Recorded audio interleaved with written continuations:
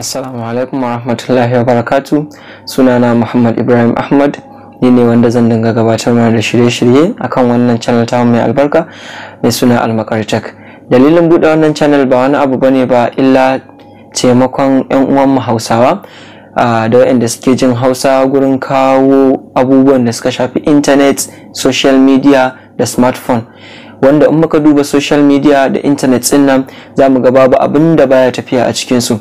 Ana yin kasuwanci ta ciki, labarai na duniya gaba ɗaya zaka same su a ciki, har ma da wasu abubuwa masu ɗimbin amfani wanda za su kawo ci gaba a cikin al'ummar mu. Abin da yasa aka bar mu a baya akan wayannan abubuwan ba wani abu bane ba sai kasancewar su wayannan social media ko internet din in ka shiga ciki zaka ga da turanci ake bayani, ko kuma wasu applications na ci gaba da zaka gani duk da turanci ake bayani. To mu kuma yawanci turancin mu yana tsayawa ne ƙarshen inda karatun mu ya tsaya a makaranta. Wannan dalilin ne yasa in mun duba zamu ga cewa turancin da ke cikin wasu abubuwan sun fi ƙarfin turancin da ke bakin mu. Wannan ne yasa mutanen mu ba sa shiga cikin wayannan abubuwan ana damawa da su. Wannan abubuwan muka duba muka ga ya kamata mu kawo muku wannan channel domin ya kawo dinga wayan muku da kai akan waɗannan abubuwan.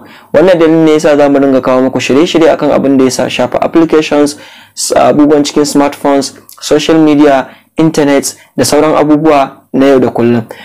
Idan kuna so ku ci gaba da samun shirye-shiryen mu, za ku danna mana subscribing sannan ku danna mana alamar kararrawa yanda duk shirin mu idan ya sauka zai shigo cikin wayoyinku. Mun gode.